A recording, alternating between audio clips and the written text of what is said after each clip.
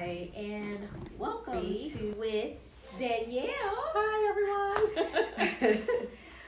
Well, we're gonna talk about, well, before we get started, we want to say, hope you had a great Thanksgiving. Yes. How was your Thanksgiving? It was wonderful and quiet, just the way I like it. So what we're gonna talk about is Notary stories and solutions.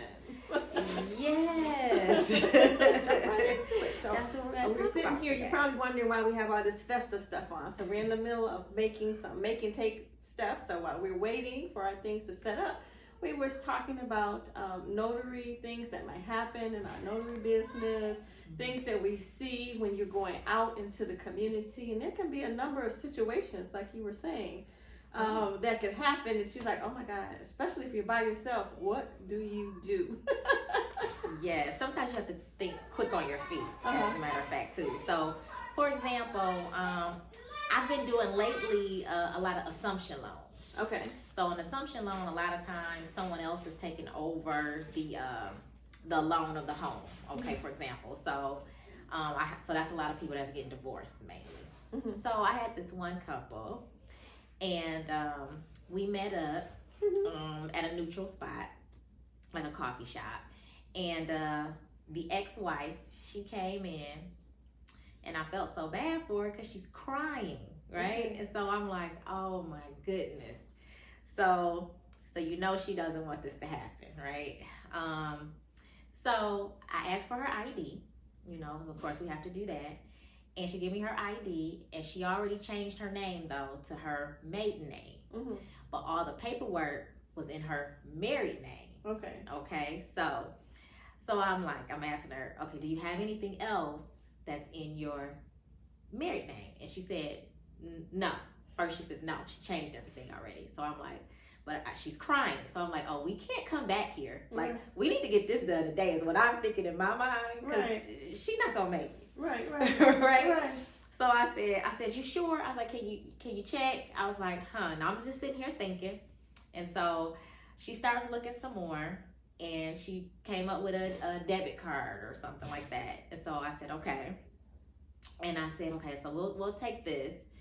And I wanted 2 pieces, but she didn't have anything else, right? So then I said, well, this is what we're gonna do. On your signature page, your signature affidavit page, on that page, there's a spot a lot of times where you can put in if you're also known as someone else. So what I had her do is write down her married name there, print it, and then sign that under also known as. Okay.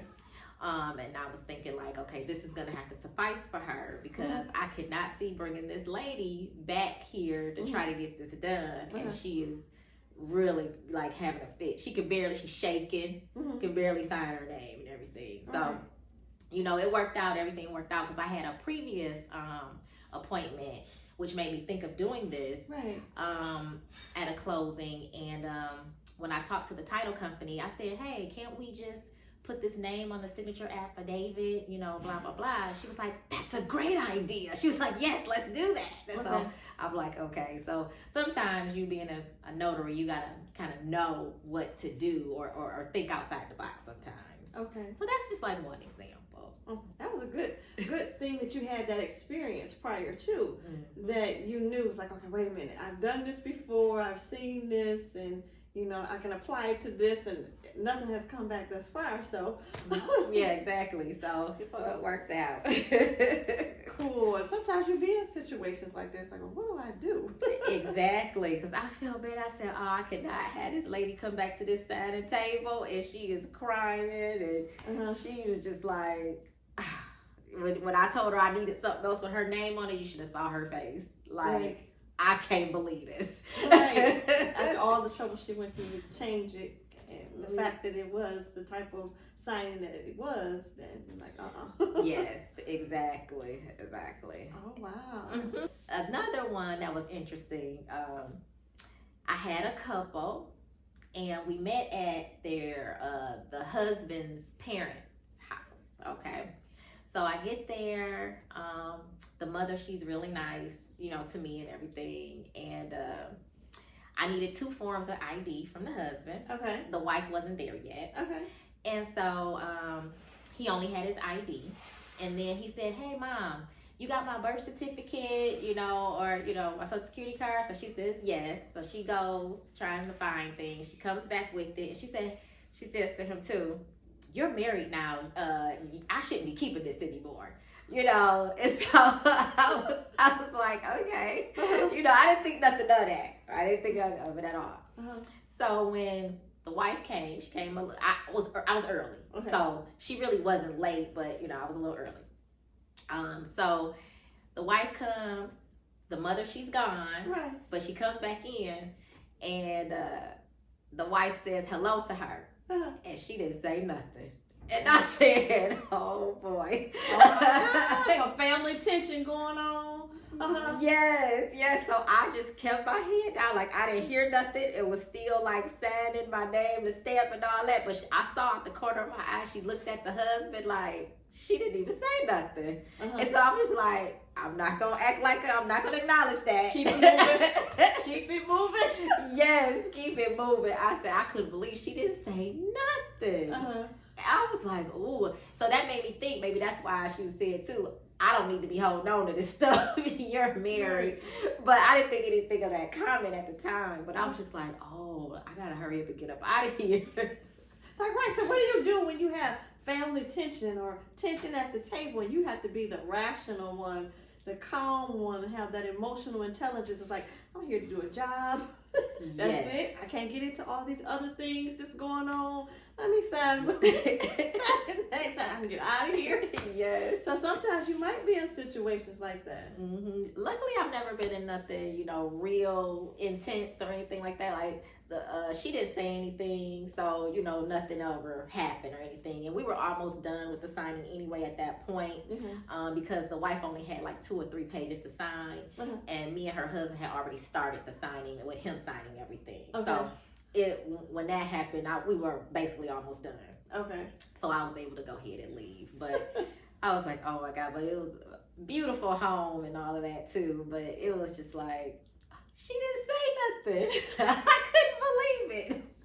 So sometimes you might think, okay, you're in a notary business, all my job is is to witness, you know, and other stuff happen. What do you do with those other social situations? Yeah, you gotta know. You gotta think quick on your feet or knowing not to say nothing. Sometimes it's good not to say anything. Yeah, keep it professional. Keep it. This. I'm here to do a job. No comments. No nothing. You know. Exactly. You know, and sometimes you might be making small talk with your customers or what have you. Ask them how they're doing, or they make a comment and stuff. But you're there to be professional. Get the job done and move on. Exactly. So what about you? You know.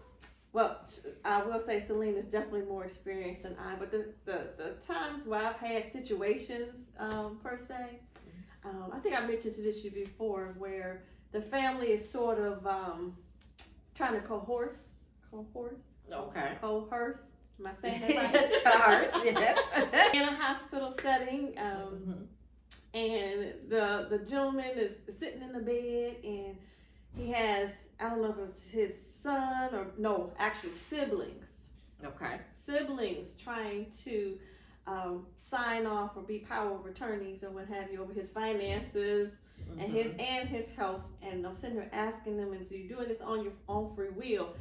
The clue to that he was not happy, Celine, is when he gave me the side eye. Oh, wow. And I'm sitting there going, and he looked at me like, he didn't respond. You know, asking, he signed it, you understand? He looked at me like, he ain't saying nothing. Okay. And at that point, I was like, okay, he ain't happy about this situation. Right. And he was to the point where he couldn't sign his name. Okay. And the sibling, the brother, was trying to hold his hand. That's a no. No, yeah, can't hold on one's hand. Trying to hold his hand and to sign the document, and then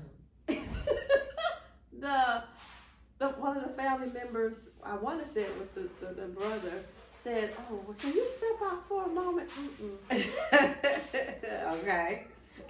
That was You're right. Red flag. Red flag. The first red flag was him giving me the side eye. Mm-hmm. The second red flag was, can you step out? No, because you wanted to sign it, try to sign it. My thought was, you want to try and sign it on his behalf and have me to come back and say what he signed it, or something like that, which he got to sign in front of you anyway. Exactly. So that wouldn't work. Yeah. Exactly. Now, sometimes what I do in that situation, instead of him asking you to step out, I would have said something like, you all step out and let me speak to him by himself. And then that way you could really find out from him what's going on. At the time, there's like 3 siblings in the room, and him trying to do that, and he wasn't very verbal at all. He might have spoken to me, you're right, but it didn't even get to that point. Okay. Because guess what I did?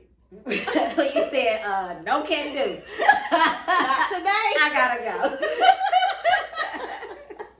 I say, you know what? No, I'm not feeling comfortable about this. Packed up my little stuff, and the family, understood. Okay. Yeah. And I walked away from it. Okay, yeah. Sometimes you have to say no if it's not, right. And sometimes you can tell in your gut too. So yeah, if he didn't give you a verbal or a nod, if you're saying he couldn't really talk well or something like that. I can't say he couldn't talk, or just what his nonverbal language was saying was like, I don't want to do this. Okay. And I'm not agreeing to it, but maybe he's trying to be nice to me. Right. Could be. So, and I didn't want to force the issue or what have you. And I'm like, no. Okay. Not today. Not today. So when you run into situations like that where you have to walk away, you ever had to walk away? Yeah, I definitely had to walk away before when they weren't coherent.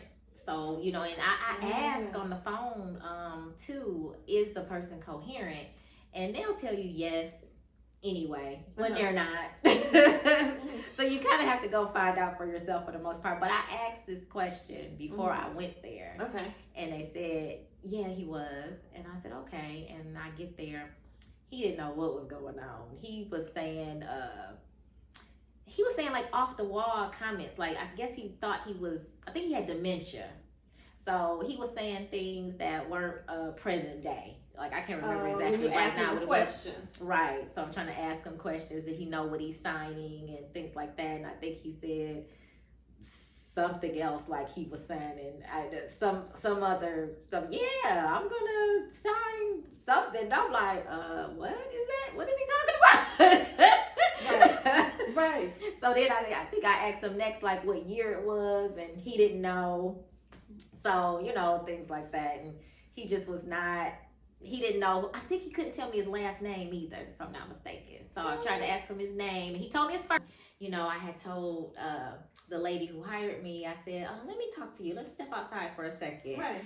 And I said to her, he's not aware, so I'm not going to be able to, sign these documents. And, she said she understood and all that. But, yeah, it was sometimes it's a lot, Sometimes people don't understand, they really got to know, what they're signing and what they're, actually doing. So. Right, absolutely.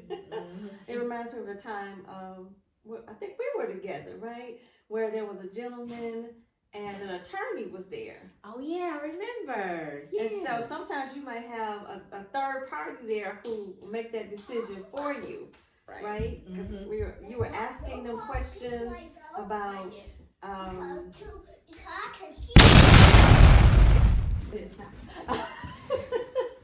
This reminds me of a time. Sometimes that happens when we had a third party there. Yeah. An attorney, and he made that decision for us, right? Yeah, I remember. Yeah. Because you were asking the person, something about that was relevant, like the president. That's what the attorney was saying, yeah. Yeah, who was the president? The attorney was asking the questions about who is the president? What year is it? And he asked them about who was the person that was standing in front of them, and they couldn't identify, and they were a family member. So after the attorney asked the questions of the person, he asked you to step outside? Yes, he did. Yeah, he was like, yeah, this is not gonna go through today. You know, he's not aware. You know, and all that. And, the guy, he started crying and everything. You know, he got upset. I felt so bad for that family, but yeah. But what could you do if you have an attorney who wanted to make sure that everything was okay? Yes. For moving forward, but if they say no, then you can't say yes. Right. I was already thinking no anyway when Right. he was asking them the questions and he really didn't know the answers. So I'm like, no. And he said no also. Right. But he did the part of telling the family and I didn't have to do that part this time. So, Right. yeah. Which was good because he took the lead on it. Yeah, exactly. Yep. And I was like, okay, he asked a few questions that I wasn't normally asking. So now I asked them after working with him. Mhm. So, yeah, it worked out.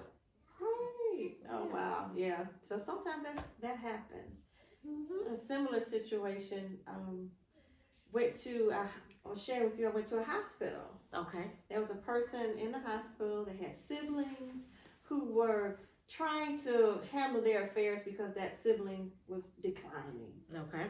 But walking into the room and I was looking at the person, I asked them a question about, did they understand what they were signing or they were signing on their own free will? And that person looked at me and gave me the side eye and I was like, uh-oh. Like, that he wasn't cracking a smile or anything like, Mm-hmm. no, I don't want to do this. You can just see it all in his expression. So sometimes they might not say it, but their facial expression will say something different. So you got to know. You got to be paying attention to everything. Your verbal cues, your nonverbal cues. Absolutely. Mm-hmm. Absolutely. Very important. And those siblings were trying just a little bit too hard to get him to sign, and say sign, like, nope, not comfortable. This not going to happen today. And sometimes you have to walk away. So sometimes you will be the judging person to say no. You'll have a third party you might have to say no. And every job is not to be done or not to go through. Yeah, and it's okay if you have to turn it down, like can't do it. So exactly. Yeah. So those are some unique situations and solutions. Yes, exactly. Some signing situations and some solutions that you can take with you as a notary or as family, right? Yeah. Yeah. To note, we're not trying to be mean, but if the person doesn't know, not cooperative, don't want to do it, there's nothing you can do. And as a notary, we're not going to. Professionally, we're not allowed to if they don't understand or don't want to, and they're being forced against their own will. So absolutely. Yeah. Well, this was great. Thank you for coming and having this chat with me here. Thank you for having me. Yes. You're welcome. We learn from each other. Oh, of course. And I want to thank you for my peppermint earrings. Oh, you're more than welcome. These are so cute, guys. Conversation between doing things today. So thank you for being with us. Yes. And I want you to like, comment, subscribe. If you're not following us, please follow us. More to come. We'll be doing, out of the box things and having conversations. So, just get ready. All right. Until next time. All right. The Notary Collective.